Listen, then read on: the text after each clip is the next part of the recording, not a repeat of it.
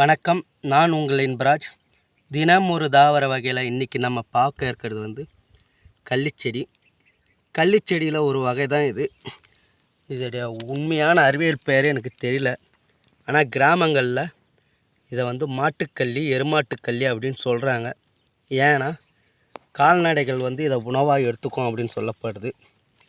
பார்த்திங்கன்னா தெரியும், இதில் வந்து நீர் சத்து அதிகமாக இருக்கும். மழை காலங்களை தண்ணீரை உறிஞ்சி வெய்ய காலங்களில் இது வெளியிடாமல் நீர் சத்து அதிகமாக இருக்கும். கால்நடைகள்லாம் உணவாக எடுத்துக்குன்னு சொல்லப்படுது. பார்த்திங்கன்னா தெரியுது, மேலே நுனியில் நிறைய செடிங்கள்லாம் கடிச்சு தான் இருக்குது. அதே மாதிரி தண்ணி தாகம் எடுத்தால் மனிதர்களும் இதை உடச்சி சாப்பிடுவாங்க அப்படின்னு சொல்லப்படுது. பார்த்திங்கன்னா தெரியும், இதை வந்து உடைச்சா நல்லா சாப்பிட்டா தான் இருக்குது. நார் எதுவுமே இல்லை, அப்படியே புட்டுன்னு வருது. 4 பட்டைகளை கொண்டு அதிகமாக இருக்குது.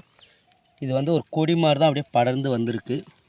பார்த்திங்கன்னா தெரியும், ஒரே கொடி மாதிரி படர்ந்து வந்து அதுக்கப்புறம் அந்த கொடியில் அப்படியே மேல் நோக்கி வளருது. ரொம்ப ஹைட்லாம் வளராது, அவ்வளோதான்.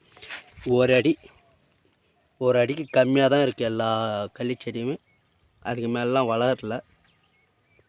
ஏன்னா இதுக்கு முன்னாடி இந்த கள்ளிச்செடி நான் பார்த்தேன். அதுக்கப்புறம் தேடி வந்து இதை கேட்டு வீடியோ எடுக்கணும்னு வந்து எடுக்கிறேன். இந்த கள்ளிச்செடி வந்து ஆடு மாடுகள் உணவாக எடுத்துக்கும், மனிதர்களும் சாப்பிடுவாங்க. நீரை உறிஞ்சி நீர் சத்து அதிகமாக இதை கோத்துன்னு இருக்குது. நார் எதுவுமே இல்லை, பால் வரல, நல்லாவே இருக்குது. ஆடு மாடுகள் வந்து பார்த்திங்கன்னா தெரியும், தண்ணி தான் ஃபில்ட்ரு ஆகுது. இதில் ஈரமாக தண்ணி தான் ஃபில்ட்ரு ஆகுது, பால் எதுவும் இல்லை. நானாக இதை உடச்சி சாப்பிட்டு பார்த்தேன், கசப்பு, சாப்பிட முடியாது ஆனால் மனிதர்களால்.